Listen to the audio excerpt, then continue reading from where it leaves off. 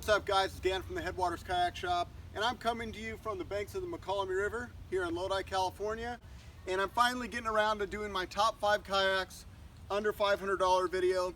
Again, these were 5 kayaks that I picked up at my local department stores, boats that I thought were good value, or boats that some of you guys have recommended in the YouTube comments. So I bought 5 kayaks and I'm going to get them on the water today and let you guys know my feedback. If you haven't done so already, check out the video where I walked them through in the shop. I'll have that linked up at the end of this video. But for now, let's get into it. So the 5 contenders that we're going to be reviewing today is the Pelican Kicker 120X Angler. I got this kayak at Costco for $3.99. Next in line is I've got the Eagle Run by Field & Stream. I bought this one at Dick's Sporting Goods because I've heard really good things about it. I also know a few people around our area that paddle it and have been very satisfied with it. So I decided to pick this one up. Next up, here's a Perception that I bought over at Sportsman's Warehouse in Stockton.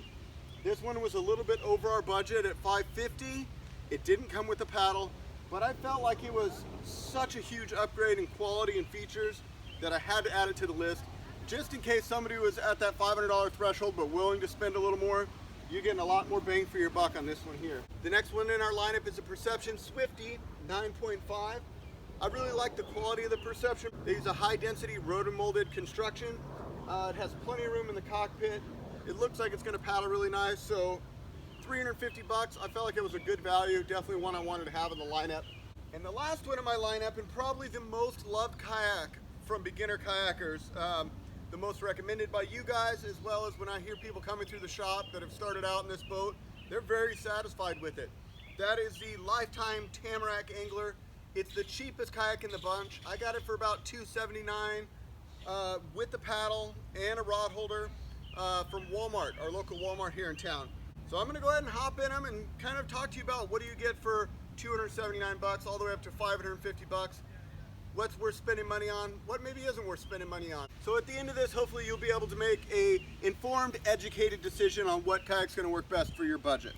Another quick thing I wanted to touch in all fairness, was paddles. Some of these kayaks came with paddles, some of them did not come with paddles. So what I have here is I've got a couple of boats that came with paddles. The Pelican came with this aluminum 2-piece paddle, very heavy, but at least it's the correct size for the boat. The Lifetime, the cheapest kayak in the bunch, came with this paddle right here, which literally feels like I could bend it with my hands. I could totally just snap the blade. There's going to be no grip, no power in this paddle. It's not even suitable for kayaking in any condition because chances are it's going to break and leave you stranded. So let's just dispose of that one. Another paddle I got here, this is the Field & Stream's Shoot. I got this one at Dick's Sporting Goods just because they didn't have a whole lot of options, but I did want to just kind of show what's available. This paddle's okay, it's 2-piece. What I didn't love about it is the blade shape and the amount of flex it had, and it was still $59, so it wasn't really that inexpensive. So not a terrible paddle, but I tell you what, for $5 more, $64, the Benny Branches Whisper is a huge upgrade. A lot stiffer, it's got a composite ferrule, so it's not going to be clunking around or coming loose on you, and I'd say maybe a third less weight. So a significant upgrade for $5 more. So if you're buying your kayak at a big box store, do yourself a favor and just order one of these guys offline. Austin Canoe and Kayaks would have them, anywhere would have this. Benny Branches Whisper, this paddle can be bought online all day for about $65.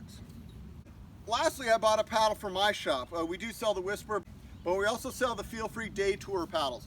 This is an aluminum shaft, 2-piece take apart, very nice quality. So what we use in our rental facility. I really like the blade shape of these, the lack of flex you get in the blade, and the index. So this one's about $69. So again, don't just buy whatever the shop's selling. Look around, get a Day Tour, get a Benny Branches Whisper. You'll be a lot happy with your investment. And as I always say in all my videos, the paddle makes as much of a difference, if not more of a difference in your paddling than the kayak will. So splurge, get the right paddle. If you're gonna sit inside, look for around a 220 to 230. If you're sitting on top, 230, 240. Those are kind of rough and dirty numbers. There's a link to a paddle video I did with Out West with Chris where I go into way more detail. If you want more details about paddling, check that video out in the description. Okay, without further ado guys, let's paddle some boats.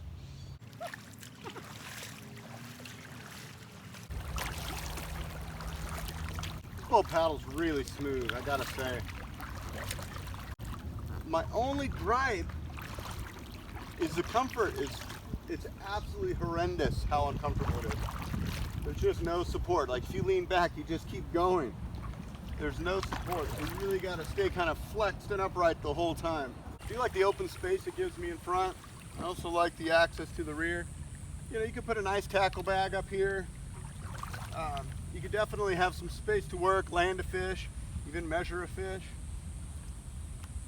I like a lot of things about this boat, but I just can't get over the quality of the build, the quality of the pieces and parts on the boat, and how uncomfortable the seat is. If I was just strictly going off paddling performance, this is my favorite one of the bunch, I think. So as much as I've been enjoying the Pelican for its speed, its tracking, its glide, its overall performance on the water, it's really good. But I just can't get over the fact that the flex of the deck and the hull, the feel of the pieces and parts and the handles, it all just feels very chintzy to me. And some of that I can maybe get over if it had like a really good seat or something. But the cockpit, the feel of this boat, it feels like if you lean back, you keep going back. There's really no support. So if you're a bigger guy, absolutely not. If you're a little older, stiff, I'd say no way. And if you're a young guy and you want to get to your spot fast, and then yeah, I'd say go ahead. This is actually a pretty sweet paddling boat. Out of all the boats, I would say it's probably my favorite one to paddle. But I just can't get over some of those other things, the build quality and the comfort of the seat. The other thing is, you notice I'm not using the paddle that came with it. The paddle that came with it is really heavy, really hard to use. So I'm using the Whisper, and that would definitely affect my review of it if I had to use that paddle that came stock with it. That one's pretty bad. Now, one thing I'll say in regards to the seat is there is actually pad eyes all around. So if you wanted to upgrade to a nicer clip-in seat, or if you have already got the Pelican, you can get a better seat for around 59, 69 bucks. Yak Gear has some decent seats. Feel free to make some decent clip-in seats. So look around a little bit online, and if you have this boat, you'll love it way more with a better seat, I'll tell you that right now. All right, let's jump in the next one here. So I got this thing in a rod holder, and just the weight of this camera is completely flexing the whole of this thing. And maybe this is a hot day here in Lodi, but look at the flex of this deck. It's just absolutely crazy how much flex this thing has. Even on the floor, it's like a drum. It's just pushing up and down. So the overall quality of this Eagle Run is, it is rotomolded, but it must be some pretty inexpensive plastic that they're using, because it is flexy. I gotta give it to the outfitting department though. The outfitting of this boat feels really comfortable. The thigh pads, the backrest, the foot pedals, it all feels spot on. Oh man, this thing just glides on the water, so easy.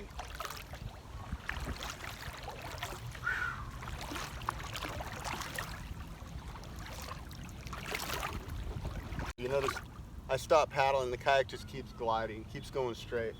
Out of all the kayaks in the bunch, this is the most efficient. I still like the Pelican a little bit more for an all-around fishing vessel, but this one flies on the water.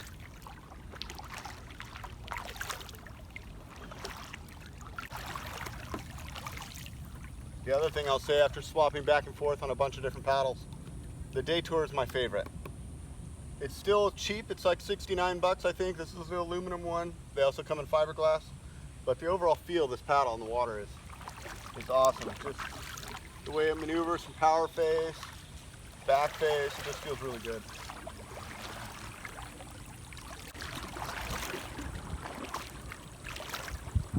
So I think if you could overlook the flex in the hull and the flexibility of the plastic of this kayak, it actually paddles really good.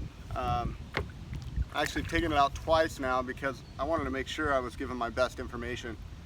And it's significantly faster than any of the other kayaks out there. It glides across the water.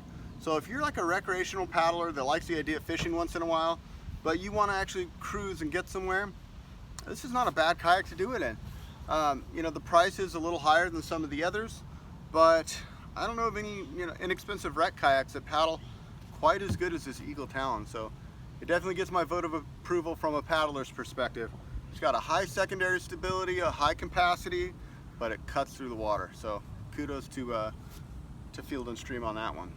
As far as fishing out of it, you know, I've got a little bit of room down here in the cockpit, not a ton. I got pole holders here.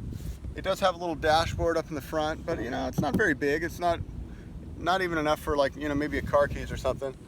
But yeah, there you go. You can kind of see it there. Nice big open cockpit, bungee in the front.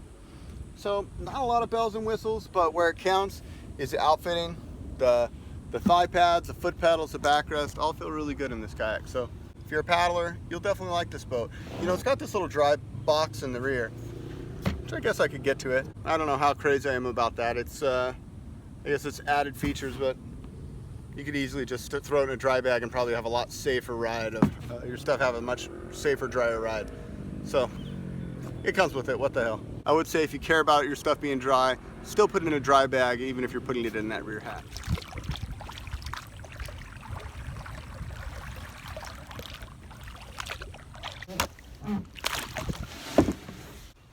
Okay, you guys gotta laugh at my camera setup. I'm always doing something super ghetto. This is like a painter's pole with the X-Grip cell phone mount on the end. Some high dollar YouTube entertainment going down right here at the headwaters. So right now I'm in the Perception Pescador 10.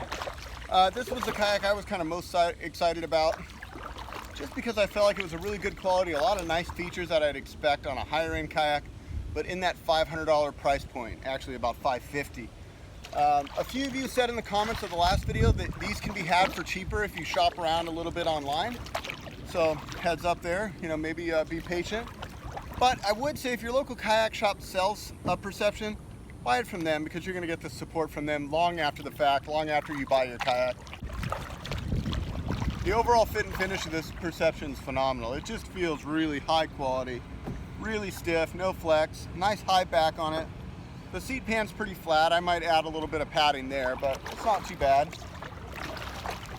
Not as fast as the other boats I just got out of. Both the Eagle Run and the Pelican both had better speed, but this one is a little bit shorter. It's only 10 foot. They make this in a 12 foot, and if you're wanting that extra speed, shoot for the 12. As you guys know, longer boats are just faster, so that's why those other two had a little bit better speed. But this one doesn't feel bad, and if I were to be floating a river or something like that, I would actually prefer the little shorter boat. The overall fit and finish, hatches, everything, definitely a step up from everything else we're testing in the bunch. So you spend a little bit more, you get a little bit more, which is to be expected. Very stable. This is a boat that if you're a little bit bigger guy, you can feel confident that this is going to feel stable for you. You're not going to feel near as tippy as you would in that Pelican, that's for sure. So what you sacrifice in speed, you definitely make up for in stability. Next, I want to jump in that Perception Swiftie 9.5. Same manufacturer as this one, but a lot less money. It's only 350 bucks. It's their little sit inside. I kind of wanted to test and see how the quality stacks up. Okay. All right, here we go. So now I'm hanging out in the Perception Swiftie 9.5, and although it's only supposedly 6 inches shorter than the Pescador I was in, it feels a lot smaller. I feel like my feet are at the end of this kayak. Still decently stable, you know, me at 200 pounds. It doesn't feel unstable. It does feel like I'm sitting real low in the water, like I'm kind of heavy for it. I know the overall capacity is well over my weight of 220, but those capacities are all sort of relative. You know, they don't really mean a whole lot to me. There's kind of an ideal weight range that kayaks have, and I think I'm probably on the upper scale of this one. Here, look at the bow of my kayak, and as I get going, there's what we call a bow weight coming off the front of this thing. You can see it there a little bit. And I don't have to go very fast for the water to start piling up on that bow, and feels like I'm pushing. It also feels like the stern of the kayak kind of breaks loose. So, you know, I'm not that big of a guy, but I would say that I would recommend this kayak for somebody under 200 pounds. Me at 200 pounds, I really feel this thing out, and it feels very small, and it feels like it loses a lot of its performance with my weight in it. So I do like the little dashboard it has. You know, I have lots of areas to store stuff. I think if I was fishing out of this, maybe I'd throw a little foam pad right here that I could stick my hooks and stuff that I wanted to have access to throughout the day. Jam that right in there. Oh, it's got a little paddle clip on here. The overall fit and quality of the Perceptions is really good. So for 350 bucks, I feel like it's a good value. But, you know, I would say that I would also be looking at that Big Fish GT 10.5 that I reviewed a couple weeks ago. I think for $3.99, you're getting a little bit better bang for your buck. You're getting that rear bulkhead so the kayak doesn't sink. All in all, a little bit better product for your money. But if you're somewhere that doesn't have the GT and you've got these locally, it's not a bad boat. You definitely get a good quality yak. It's just a little small. It's also close to shore yak, because if you flip this thing over and you do get water in the cockpit, you know, you got a boat full of water to deal with. You're not flipping this back over and getting it back in. You're definitely swimming it to shore. All right, last but not least, we have the Lifetime Tamarack Angler. These guys are actually made right in Salt Lake City, Utah, which is kind of interesting. They started off as like a tables, chairs, basketball hoops, toy manufacturer. They got into the kayak business. And to be honest, most of their kayaks that I've ever seen are pretty terrible. They don't really work that good. They don't track like they're supposed to. They're inexpensive, low quality. But I've heard nothing but positive things about this Tamarack Angler.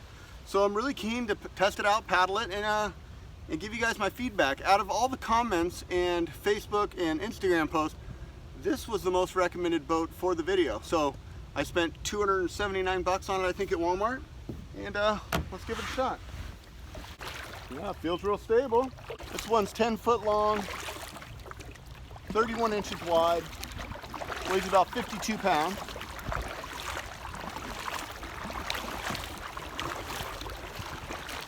It's not a fast boat, but it cuts through the water okay.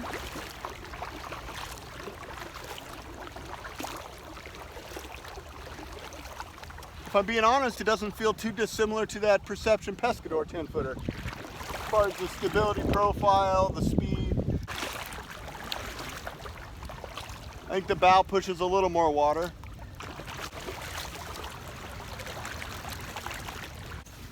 I can tell you this much. I put this in every rod holder of every boat. This camera mount I've got here, I put it in all the rod holders of all the boats. And the first two boats, the Eagle Run and the Pelican, flexed the boat so bad I thought it was going to rip the rod holder right out. I put it in the rod holder of this boat, and it was actually the stoutest of the whole bunch. I tried to put it in the Perception, but they just have those tubes that aren't really rod holders and don't really work. So out of the boats, this one had the stoutest feel. And even though the plastic's blow molded, which is a fairly cheap way to make a kayak, it feels pretty darn stiff. It doesn't have a terrible amount of flex to it.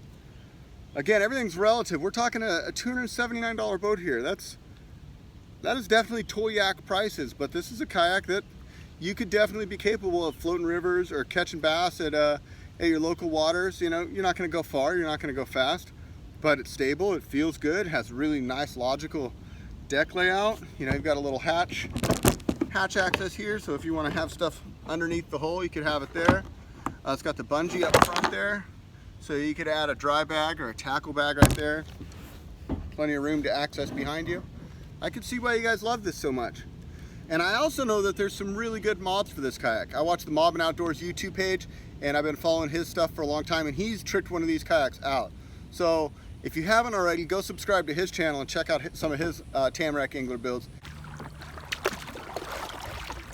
One thing that's important to mention is we don't ship kayaks. A lot of you have been messaging me and asking how much for a kayak, how much to ship it to you. We don't ship. We are just a local kayak shop here located in Lodi, California, and we just serve our local market. We do these videos for you guys just to be a community place, kind of like a forum to talk about things and to learn from one another. Wow. I'm really surprised. Like, I've paddled a lot of really cheap boats over the years, you know, trying to always get that entry-level price point for our shop. And I don't think I've ever paddled anything anywhere close to this price that feels near as good. It tracks straight. It maneuvers easy. Honestly, it paddled really similar to the Pescador. You know, it's all right there. You could do a lot of upgrades to this kayak, even if you wanted to drill holes and add tracks. I think for a beginner kayak, out of all the ones I checked out, this could be my favorite. For an entry level, hey, I'm just getting started in the sport, I want to see if I like it, I've got 300 bucks to spend, This is money well spent right here. I really do feel like that. And if you wanted to turn around and sell it after a year or two when you decide you love it, man, you could sell it for 150 bucks and be out 100 bucks. That's a weekend rental. I mean, think about that. You could literally own this boat for 2 years for the price of a weekend rental in most kayak shops. It's a pretty tough argument to beat, and I'm saying that to my own hurt. I'm a kayak shop that rents kayaks, and I don't sell this kayak. I'm saying that to my own hurt. All right, guys, so now that I've had a chance to sit in them all, paddle them all, I want to just kind of give you guys my rough and dirty initial thoughts and who I think these boats might work out good for. The right boat's not the right boat for everyone, so they each have different features, and there might be one that works good for your needs. There might be one you just kind of want to avoid, so I'll try to give some rough information, and from there, hopefully you guys can deduce which one's going to work best for your needs. Okay, so the first one in the lineup, the Kicker 120X. My thoughts on this one was it actually was really pleasant to paddle. It cuts through the water nice, tracks well, it's smooth, but the overall fit and finish of this boat was so poor quality. The flex of it, the handles, the latches, it just all feels so incredibly cheap. The fact that the rod holder broke before I ever even got it to the water, I just don't know that it's the best investment.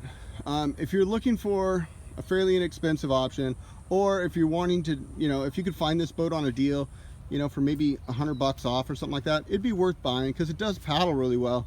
It's just the longevity of the kayak is fairly questionable to me.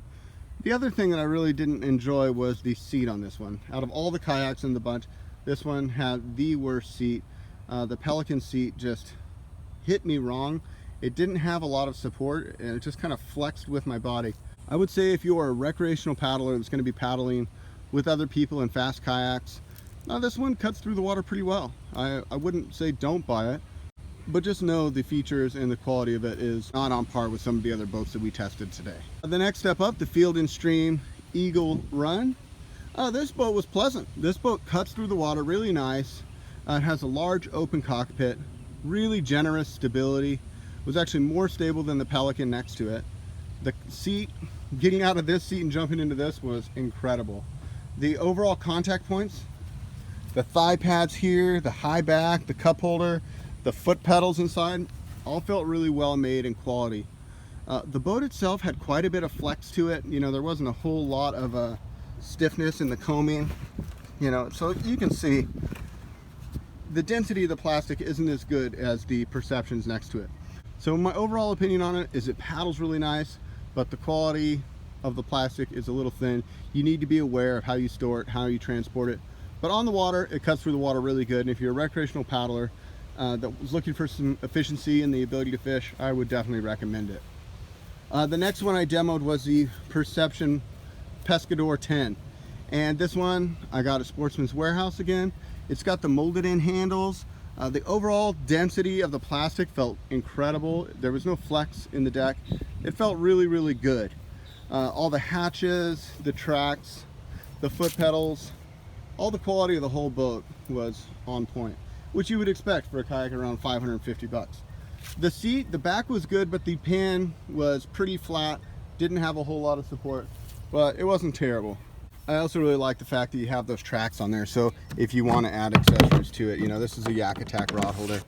It's really easy to just add on some legitimate stuff as opposed to the really cheap rod holders that come with the Pelican or the Tamarack angler. So the next kayak in the lineup was the Perception Swiftie 9.5. Now I bought this kayak because I've had a Swiftie in the past and I really enjoyed the Swiftie, and maybe it's because some of the other kayaks paddled so much better, but this one pushed a ton of water. I got it going, and maybe I'm a little heavy for it. Maybe it would be better with a smaller person, but at 220 pounds, it pushed a lot of water. So who would I recommend this for?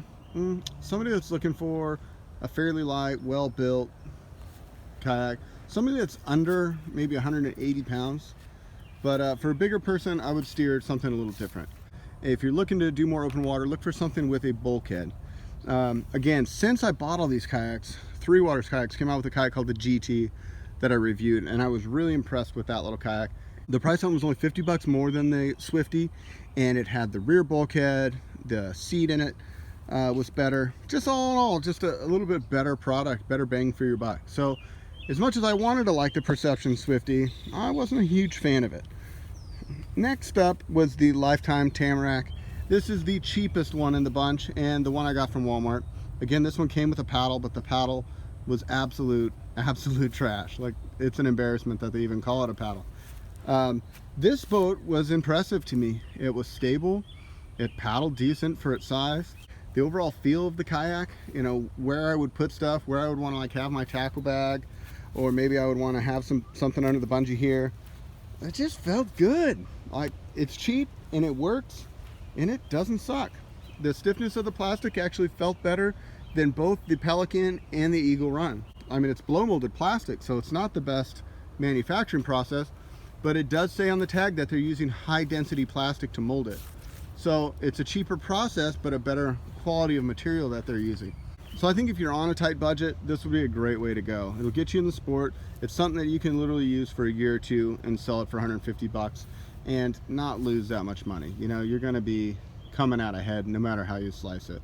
So if it was my 500 bucks, what would I spend it on? We got to think, it's not just the kayak you're buying. You've got to buy a whole bunch of other stuff, especially if you're getting into kayak fishing. So if it was my 500 bucks, what I would do, I'd buy a Tamarack angler, I'd buy a decent paddle, and I would trick it out with some really cool gear. And that's just what I plan on doing. I plan on doing a $500 build of the Tamarack angler. I'm gonna do some custom DIY outfitting on it. I'm gonna do an anchor trolley system. I'm gonna do a custom crate. I'm gonna do a seat. I'm gonna do rod holders. And be expecting some videos on that real soon. So if you like the Tamarack angler or you have a Tamarack angler, you're gonna love these videos to come. All right, guys, thank you so much for watching. To all my new subscribers, welcome to the channel. We hope to be your community kayak shop on the internet. If you have any questions, don't hesitate to leave them in the comment section, and either myself or somebody else from the channel will get back to you. I think that's it. Until next time, you guys, this is Dan wishing you happy paddling. We'll see you on the next one.